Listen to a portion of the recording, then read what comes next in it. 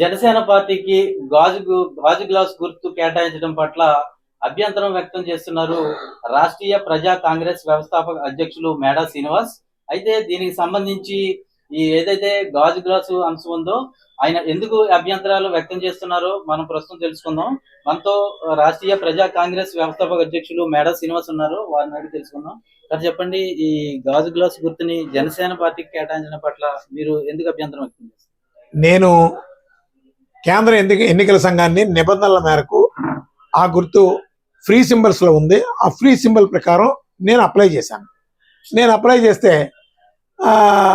నా తర్వాత నేను అప్లై చేయడానికి ముందు కానీ ఆ తర్వాత చాలా రోజులు కానీ అసలు ఆ గుర్తు కోసం అప్లై చేసినటువంటి వాళ్ళు లేరు.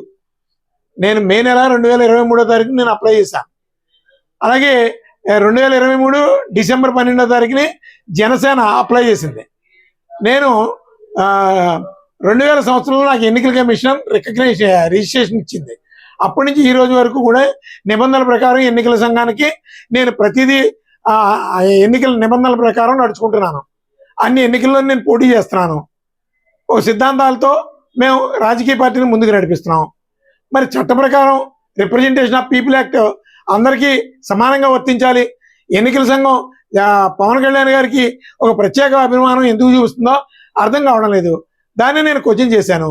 నాకు సరైన సమాధానం రాక నేను న్యాయస్థానాన్ని ఆశ్రయించాను. 100% చట్టబద్ధంగా ఆ గుర్తు ఫ్రీ సింబల్స్లో ఉంది కాబట్టి నాకు ముందు ఎవరు అడగలేదు కాబట్టి ఖచ్చితంగా నాకే ఇవ్వాలి.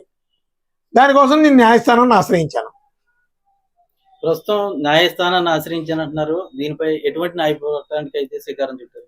ఇప్పుడు నా దగ్గర ఉన్నటువంటి లీగల్ మెటీరియల్ని నేను న్యాయస్థానానికి చూపించాను. న్యాయస్థానం వారు విచారణకు పిలిచారు. అలాగే 8వ తారీఖుని అడ్మిషన్కి వచ్చింది. అలాగే 13వ తారీఖుని విచారణకు వచ్చింది. అలాగే వాళ్ళ ఎలక్షన్ కమిషన్ గారి వారిని కౌంటర్ వేయమన్నారు. ఆ కౌంటర్ వేశారు. ఆ కౌంటర్లో అన్ని అబద్ధాలే. ఎందుకంటే ఏ భారతదేశంలో ఏ ప్రభుత్వ కార్యాలయం అయినా సరే 10:30కి తీస్తారు. 10 గంటలు తీసిన 9:40 ఎన్నికల సంఘం వారు పవన్ కళ్యాణ్ గారి రిప్రజెంటేషన్ తీసుకున్నారు గుర్తు కోసం. ఇది ఎక్కడా జరిగే పని కాదు. ఎందుకంటే జీవో వాళ్ళకు ఉన్నటువంటి జీవోనాంశ ప్రకారం 10 గంటలకి 10:30కి ఆఫీసులు తీస్తారు. మరి 9:30కి మీరు ఎలా తీసుకున్నారు?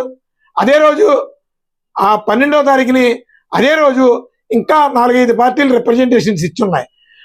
ఆ పార్టీలకు చెందినటువంటి రిప్రజెంటేషన్స్ని మీరు ఎందుకు ఎలా చేయలేదు? మీరు పరిగణలోకి తీసుకోలేదు.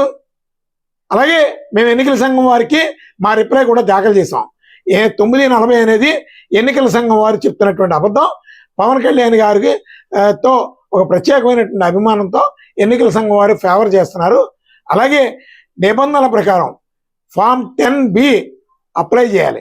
ఆ 10B ప్రకారం ఖచ్చితంగా ప్రతిదీ కూడా ఒక నిబంధనలకు అనుగుణంగా ఫిలప్ చేయాలి. అసలు జనసేన వారి 10B అనేది పచ్చి అబద్ధం. అందులో అన్ని అబద్ధాలే. పొంతన లేకుండా ఇన్కంప్లీటెడ్గా ఫిలప్ చేశారు. ఆ ఇన్కంప్లీటెడ్ 10B ఫామ్ని ఎలక్షన్ కమిషన్ తీసేసుకుంది.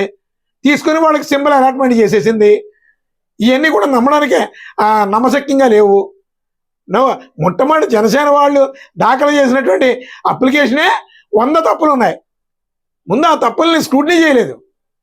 అలాగే మేము ఎన్నికల సంఘం వారిని కూడా మేము మా రిప్లైలో న్యాయస్థానం ద్వారా అడుగుతున్నాం.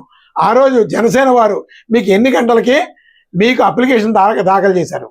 అలాగే ఆ రోజు సీసీ ఫుటేజీలు, విజిటర్ రిజిస్టర్స్, అలాగే ఇతర ప్రక్రియకి సంబంధించినటువంటి వివరాలన్నీ కూడా న్యాయస్థానంలో దాఖలుపరచమని చెప్పి మేము ఈరోజు ఫైల్ చేయడం జరిగింది. అది మరలా సోమవారం నాటికి విచారణకి ఉంది.